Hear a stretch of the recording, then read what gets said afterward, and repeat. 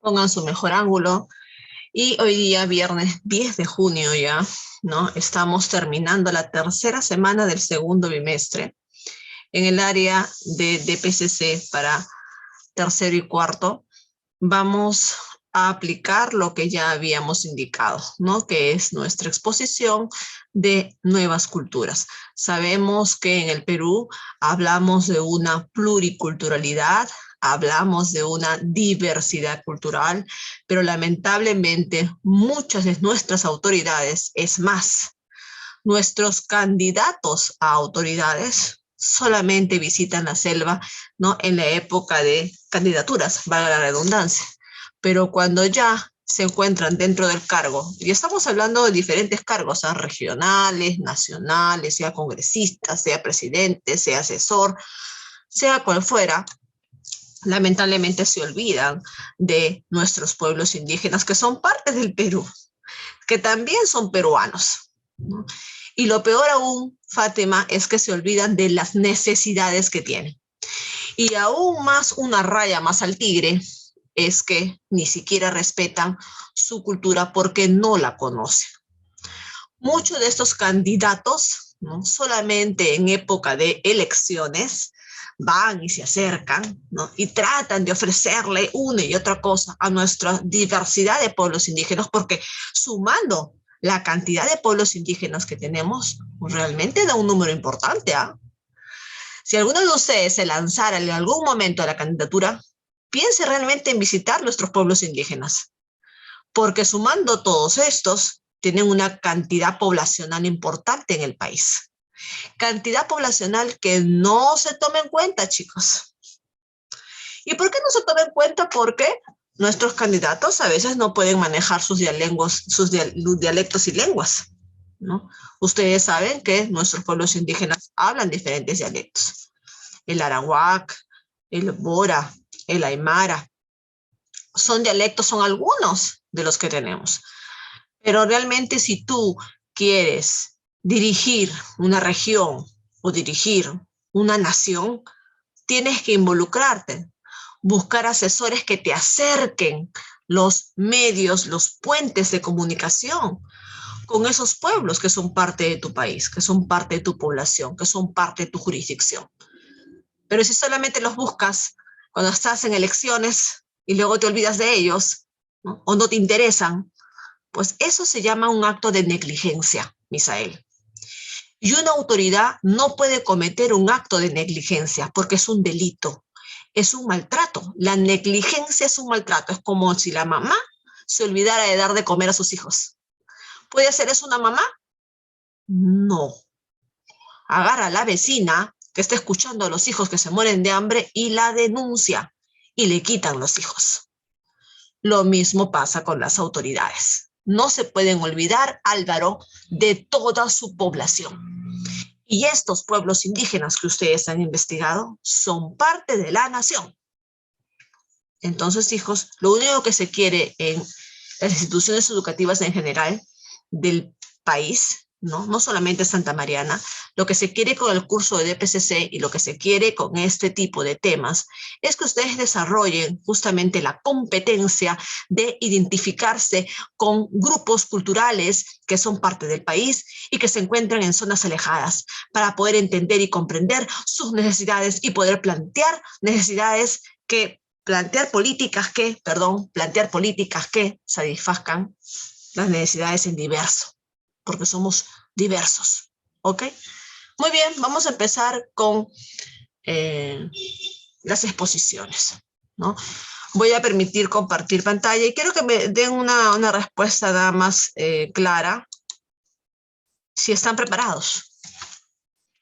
Quiero saber si mis alumnos de tercer y cuarto año, ¿qué cosa? Por ahí he visto una manita que ha hecho así, me parece que hizo una manito. Y es una manito que yo le he agarrado cuando era bebé, cuando era chiquitito que iba al colegio, yo he agarrado esa manito. Lo ha hecho así, en inicial cuando entraba así. Mi Carlita entraba así al colegio. ¡Ay! Esa manito me ha hecho así. Ya, bueno, no importa. Bueno, chicos, les contaré que nosotros tenemos que cumplir con los compromisos, ¿cierto? Y ustedes tienen un compromiso como estudiantes. Y a mí me da un gusto siempre entrar a ese salón, lo saben, se los he dicho. Los profesores somos seres humanos, hijos, no somos máquinas, no somos reloj, no somos robots, que entramos como algo programado, ¿no? Ustedes es un salón que motiva mucho al profesor, y no solamente me pasa a mí, le pasa a muchos profesores, son muy participativos, son muy colaboradores, estimulan, ¿no?, a los profesores, a la clase. Y yo espero que sigan así hasta quinto año. Realmente lo espero. Sea aquí o sea donde fuera, que no cambien con ese espíritu. Y dentro de eso están los compromisos y sus responsabilidades. Y aquel que investigó no debe tener miedo. Aquel que profundizó, no necesariamente que memorice. No. Acá cuando uno da su clase, yo no tengo mi clase hecha en un cuaderno. Yo con las justas pongo el título y pongo que voy a presentar, porque ya a los 42 años se te va, ¿no? Pero de ahí la clase fluye con ustedes, ¿no? Con cada salón la clase fluye, ¿ok? Entonces, hijos, bajo ese contexto es que yo tengo muchas expectativas con ustedes. Los demás salones ya hicieron las exposiciones, lo han hecho muy bien, me han asombrado, y espero que ustedes, que es el salón en el cual los profesores tienen mayores expectativas, pues también lo hagan bien. Yo creo que sí, ¿ok? Entonces relájense y voy a empezar con cuarto año. Ya, voy a empezar con cuarto año porque supuestamente todos estamos preparados. Pero esta vez voy a empezar con cuarto. ¿Ok? Álvaro dice, está bien, se me apoya él. Como él es de tercero, ¿no? Ahora vas a ver, Álvaro. Álvaro, pero para tu exposición, papi, te peinas, ¿ah? Como, a mí me gusta como Luis Miguel, ¿ah? Si no, no te doy 5 puntos más. Como Luis Miguel, así. Y es más, me haces ese paso. ¿Ya? ¿Cómo es ese paso? Buenas de la noche. Y es así, ¿no? ¡Ah! Y lo vas a bien, ya. Así, te tiras para allá. Ya. A ver, ahora sí. Cuarto año. Voy a empezar con mi querido amigo Andrew Torres. A ver, Andrew, ¿no? Te veo en el poco tiempo que nos conocemos, te veo que tienes muy buenas características elocuentes, que te gusta participar también, o no, espero que no me haya equivocado, ¿no? Natural, hijo, con confianza, ¿no? No te preocupes, acá las críticas son constructivas, y al primero que haga una crítica destructiva, le cae su carita triste, ¿ya? Adelante, mi amor. Escuchamos a su compañero. Puedes compartir pantalla si quieres. Si es que no has preparado material visual, tu dominio, tu elocuencia puede ir marcando tu discurso, tu exposición. Lo hice en PowerPoint. Perfecto, mi amor, perfecto. Ya. ¿Se ve? Sí, se ve clarísimo. Ok. Buenos días, compañeros, profesora. Hoy voy a hablar sobre la cultura aymara y sus rasgos culturales. Estaremos hablando un poco de qué es la cultura aymara en sí, un poco de su historia y pues características que tuvo, ¿no? ¿Quiénes son los aymara? Son un pueblo indígena andino originario de América del Sur. Se asentó históricamente en ámbitos de 3 países limítrofes, Perú, Bolivia y Chile. Algunas de sus características son, por ejemplo, de que algunas de sus prácticas e instituciones aún conservan rasgos que eran desde un inicio. O sea, a pesar de que se han modificado un poco, siguen siendo bastante similares a como lo eran. Su lengua originaria es una de sus características más destacables. Se le denomina simplemente lengua aymara y es una de las más distintivas.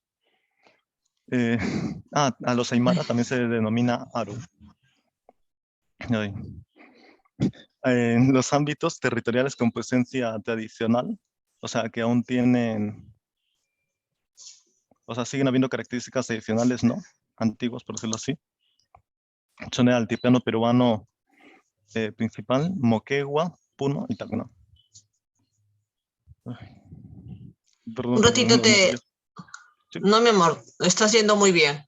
Yo suelo reforzar ciertas cosas, ¿no? Como que vas calentando tú también. Yo suelo interrumpir las exposiciones siempre. ya, de repente tú, porque como no nos conocemos todavía a profundidad, te vayas a sentir incómodo, pero no, es lo que siempre hago yo en todas las exposiciones, ¿no? Lo que está diciendo Andrew es correcto, ¿no? Y es una característica que debemos de tomar en cuenta, jóvenes, si realmente queremos conocer parte de esta cultura.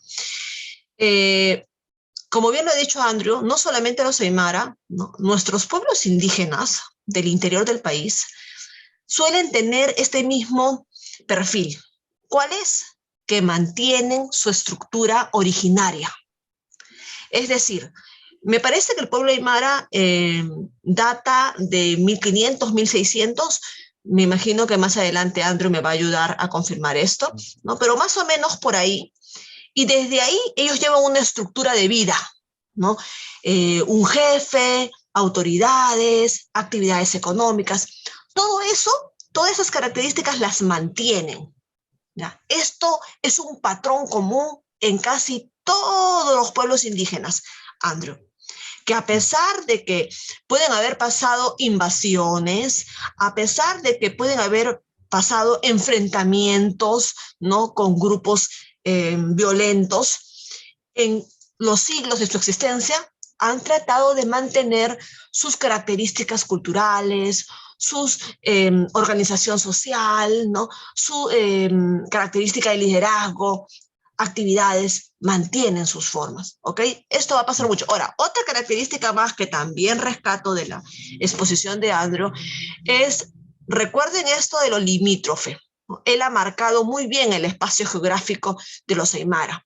Y sí, la mayoría de nuestros pueblos indígenas con mayor presencia en la historia peruana, vamos a decirlo así, son pueblos indígenas limítrofes, ¿ok? Pero existen, Leonardo, por si acaso, no vayan a creer que los únicos pueblos que tenemos indígenas se encuentran en los límites del Perú. No, existen pueblos indígenas que están en el interior también. Pero es característico mencionar a estos pueblos indígenas que están justamente en el límite de, en este caso, Aymara, Bolivia con Chile. ¿Por qué, Diego? Porque han pasado los momentos más violentos de nuestra historia.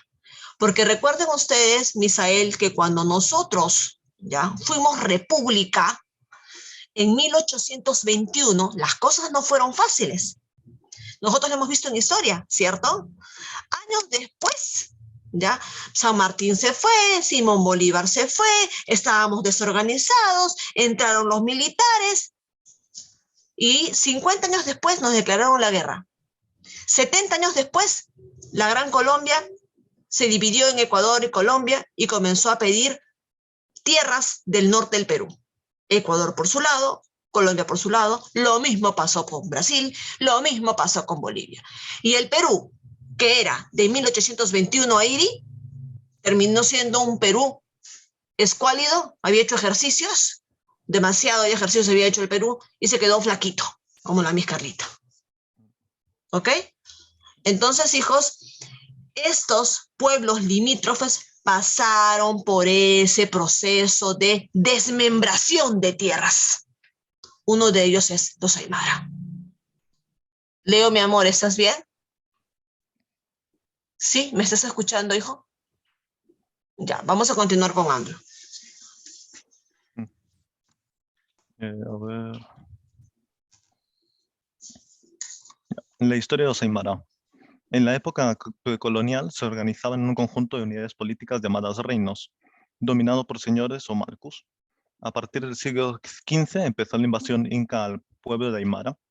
Allí es, por ejemplo, donde usted dijo, profesora, de que es donde ya se iba retrayendo, ¿no? ¿Cómo se dice? Su territorio. Quienes lograron expandir su territorio. La conquista inca significó un relativo repliegue de los Aymara por la imposición del quechua como lengua oficial y el control del Estado inca sobre los recursos de población. O sea, esta parte ya era como que los Aymara estaban dentro de los incas, ya eran, bueno, fueron conquistados prácticamente, ¿no? Exactamente, Andrew. Buen dato, Andrew. ¿No? Recuerden también que los incas fue un imperio absorbente Sí. y absorbió y sometió a muchos pueblos de alrededor como los Aymara. Excelente dato. De hecho, creo que es de los más absorbentes, ¿no? O sea, Exacto. Absorbió muchas culturas. Exacto, por eso es que los incas no se convirtió en un imperio, en el segundo imperio de América. ¿Cuál es el primer imperio? A ver si se acuerdan. Lo llamo al profesor Oscar ahorita. Lo llamo yo, ahí viene, ¿ah? Profesor Oscar viene. Imperio, ¿ah? Caral. No. Caral fue la primera sociedad, pero no llegó a ser imperio. Ojo, mucho cuidado con la terminología. No, cuando una sociedad organizada llega a ser imperio, Roma es un imperio, ¿no? ¿Por qué? Por su tiempo de existencia y por su capacidad de extensión territorial, ¿ok? A eso le llamamos imperio, por esas características. Entonces, ¿cuál fue el primer imperio antes que los incas? Hubo un imperio. Ahorita lo llama profesor Oscar. Ahorita lo llamo. Dime, papacito Yeriel. ¿El imperio azteca de los mexicanos? No. Nuestro. Wari. Wari, mi amor. Wari, papacito. Wari, el imperio Wari. Es el primer imperio, ¿no? Que tuvo una extensión importante también, pero para no irnos el tema, ¿no? Vamos a continuar con este grupo de los aymaras que fue absorbido, como bien lo ha dicho nuestro querido amigo Andrew, por los incas, ¿no? Entonces estamos hablando de una existencia del siglo XV aproximadamente, ¿no? Ya estaban los aymaras en presencia en nuestro continente, en nuestro país.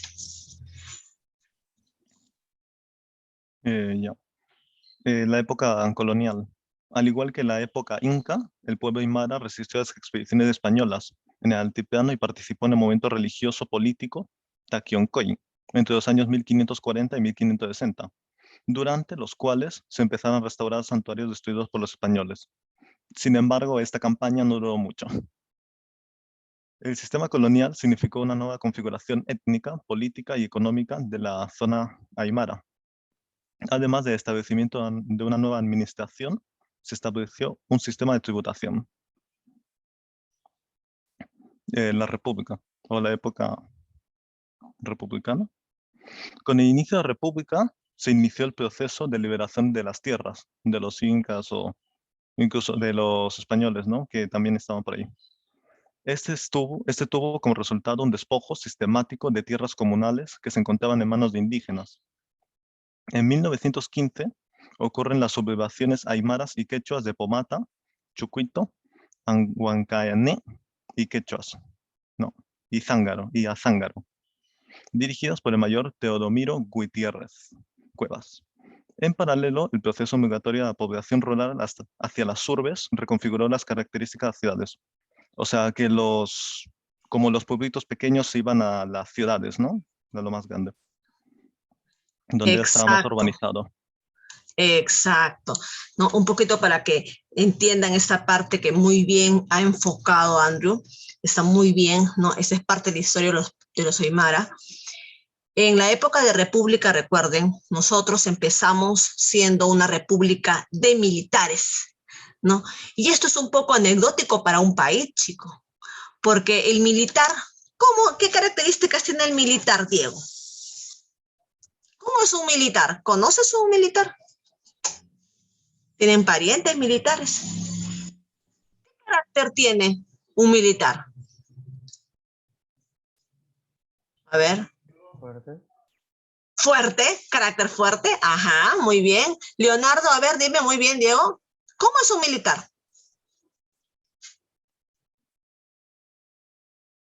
¿Qué personalidad tiene?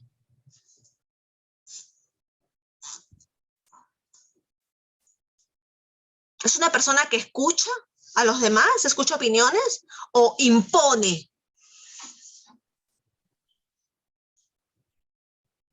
¿Cómo es, Leo? Un militar. Un militar.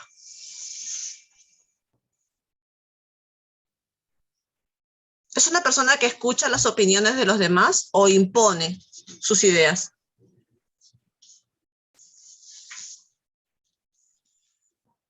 Sí. Sí que.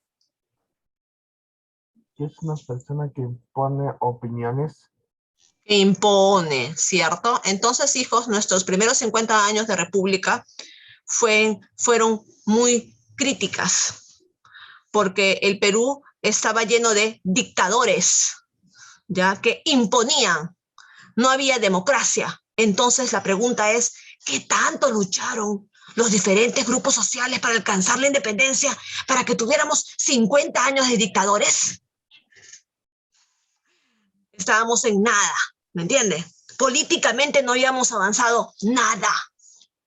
Entonces, ¿qué hicieron los militares, chicos? Le permitieron a la clase adinerada que se apropiara de terrenos. ¿En dónde? En la sierra, en la selva y parte de la costa.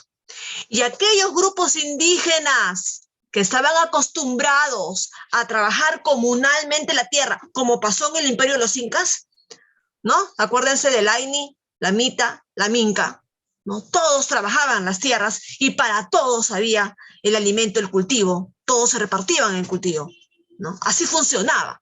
Pues estos pueblos indígenas tenían esa tradición. ¿Qué hicieron estos gobiernos militares, chicos? Les quitaron sus tierras y les dijeron, ustedes pueden seguir trabajando, pero esta tierra le pertenece al Estado. Y el Estado, disimuladamente, bajo beneficios, les pasaron a algunos gentes oligárquicas, que ya saben quiénes son. ¿Quiénes son los oligárquicas? Los capitalistas, ¿no? Por ahí hay uno. Los adinerados, ¿cierto? Ellos compraron terrenos. Entonces, a eso se refiere Andrew acá. Cuando Andrew dice, ¿no?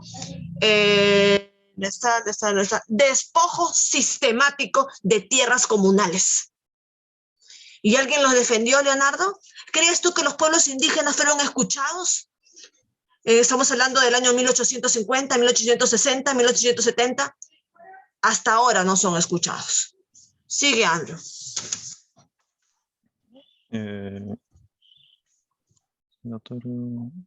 Ya. Sus expresiones culturales son festividades y celebraciones. Por ejemplo, o sea, conservan aún festividades, danzas y músicas de antes, incluso de la época inca, o sea, pre-inca. Muchas están relacionadas a santos patrones y otros eventos cívicos, como el aniversario de la comunidad. Manifestaciones artísticas, que serían, sus danzas son un producto muy destacado dentro de su pueblo. Algunos son el choquela, el chiriguano y el cuyaguá, de origen prehispánico. En ellas se representan las múltiples facetas de la vida comunal, las actividades agrícolas, ganaderas y de caza. Eso también se ve en otras culturas, me parece, que normalmente su arte representa cómo era su vida. También hay danzas guerreras que rememoran un pasado glorioso. Y vestimenta y trajes tradicionales. Tienen presentes un conjunto importante de símbolos en su vestimenta y trajes de uso cotidiano, que serían como, igual que en cualquier otra cultura, los que representan su, ¿cómo se dice? Su estatus social. También funcionan como marcadores de identidad. Sin embargo, esta ha ido cambiando a través del tiempo y se ha vuelto, o sea, se puede decir que algunas se han modernizado, porque esta cultura a día de hoy sigue existiendo. Un ejemplo de cambio es el sombrero pequeño que usan las mujeres. Ya, gracias. Muy bien, Andrew. Aplausos para Andrew. Lo ha hecho muy bien. Para ser un alumno que se está integrando a un grupo, lo has hecho muy bien, hijo. Te felicito. Un gusto haberte cogido acá en el colegio y en nuestro grupo, porque has caído a un buen grupo. Has llegado a un buen grupo, hijo, porque nuestros chicos de acá del salón también son muy buenos. Muy bien, bajo esta excelente exposición de Andrew, que detrás hay una investigación, porque Andrew no es que le bajaron las ideas del cielo, ¿no? Andrew ha tenido que estudiar, investigar, priorizar, porque uno lee un montón de ideas y tú tienes que ordenarlas, ¿no? Jerarquizarlas y luego preparas tu exposición, ¿ok? Entonces, después de esta grata exposición, vamos a pasar a nuestra querida amiga Fátima, ¿sí? Fátima, querida, ¿Dónde están las mujeres empoderadas?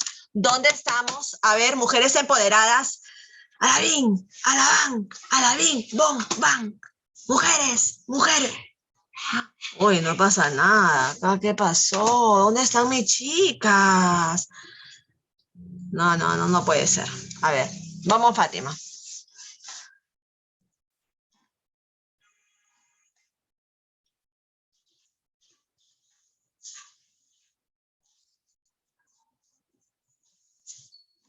Andrea, la veo preocupada, la veo. ¿Qué pasa, Andrea? La veo preocupada. Relájate, querida. No sé quién está más preocupado, Andrea o Diego. No sé.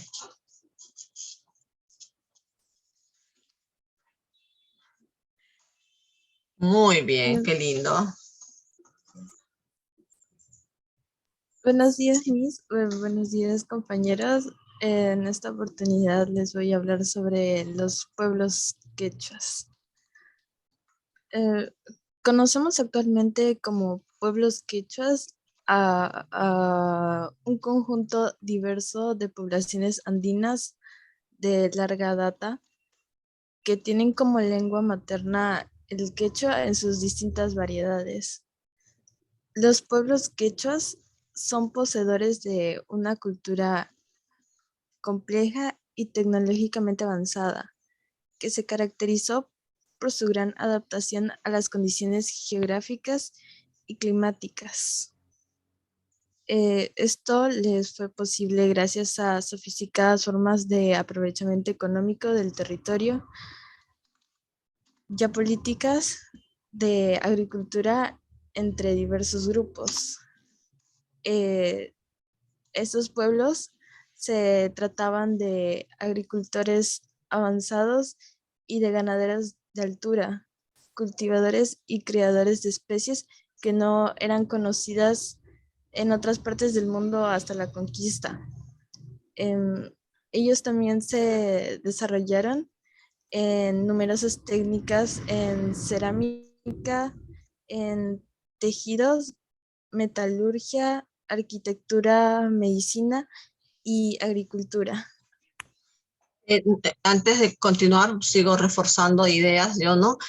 Los quechuas, al igual que los aymaras, como lo he escuchado a Fátima, son pueblos que son pre-incas, ¿no? Entonces, y también se desarrollaron, obviamente, no si son pre-incas, no si están antes de los incas, tienen que haberse desarrollado también, han existido en la época inca, en paralelo, ¿no?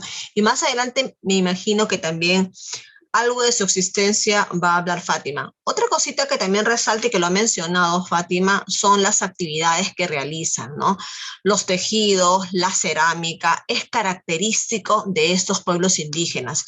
Y lamentablemente nuestro Estado, porque hablo porque en otros países sí, pero nuestro Estado, nuestros gobiernos, nuestras autoridades, no hacen nada por valorizar, por darle un valor a esta actividad cultural.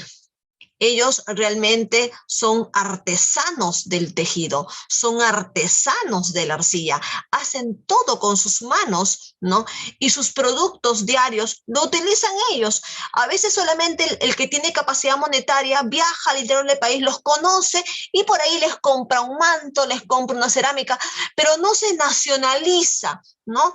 No se difunde esta capacidad artística artesanal que manejan muchos pueblos indígenas, como los quechua. ¿Ok? Continúa, hija Fátima.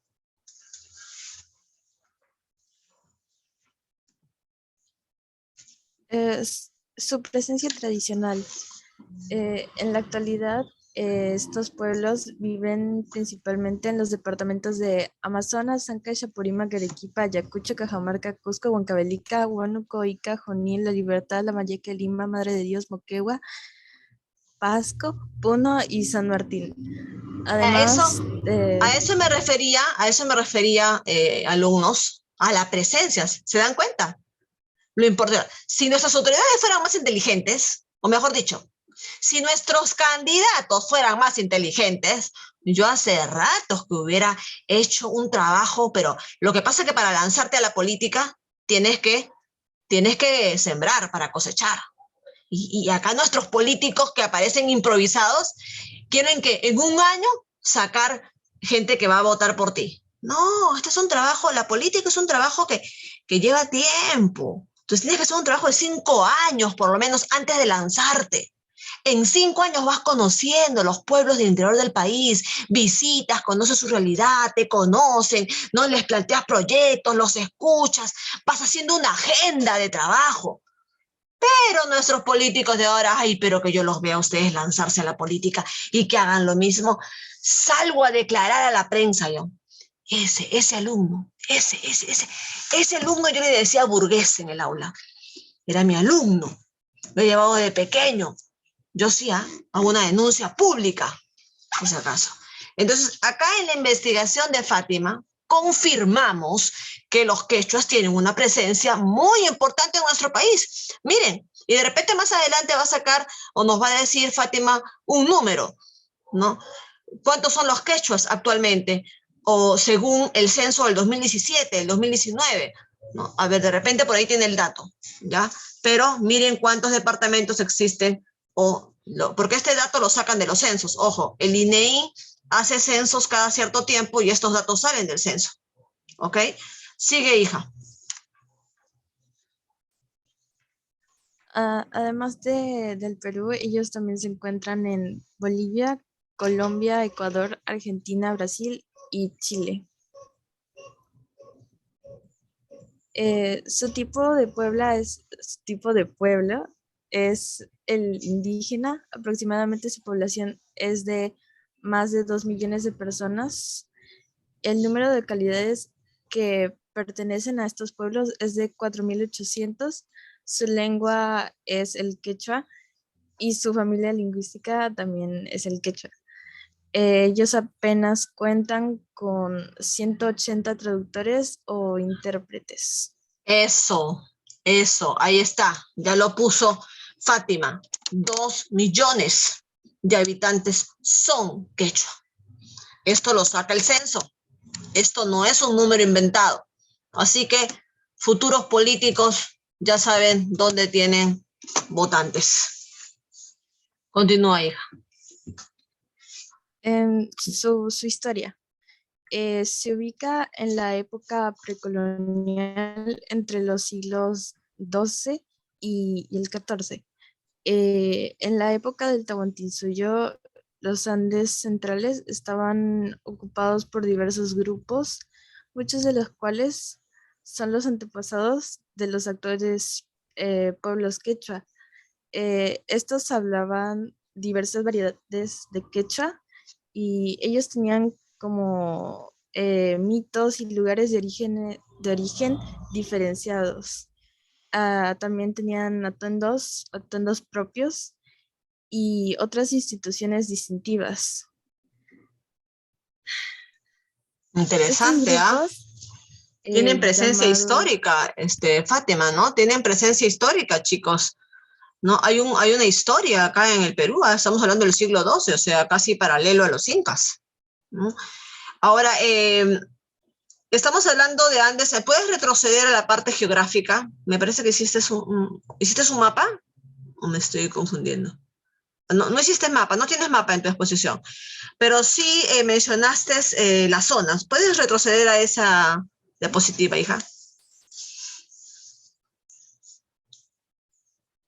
Ahí está, ¿no? Siempre es importante el mapa, ya para ubicarnos, siempre recuerden que nuestra generación es visual, ya aprende más rápido viendo que leyendo, ¿ok? Entonces acá, por ejemplo, tenemos Amazonas, Ancash, Apurímac, Arequipa, Ayacucho, Cajamarca, Cusco, Huancavelica, Huánuco, Ica, Junín, La Libertad, Lambayeque, Lima, Madre de Dios, Moquegua, Pasco, Puno, San Martín. Estamos hablando de los Andes del centro, más o menos Perú central, ¿ya? Perú central, toda la panza de Perú, vamos a decirlo, toda la pancita, ¿ok?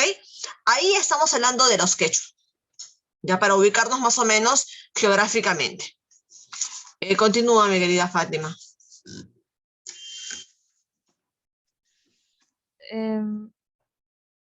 Estos grupos, que eran llamados macroetnias, se dedicaron a distintas actividades productivas, como lo he mencionado, como la agricultura, la artesanía, la minería, pesca. Em, Estos diversos pueblos se enfrentaron entre sí, como que se dividieron entre las guerras incaicas y durante las guerras de la conquista. Claro, vamos a volver a entrar, perdón, vamos a volver a entrar. Ya, vamos a volver a entrar para dejar claro lo de los quechuas, porque se nos va a ir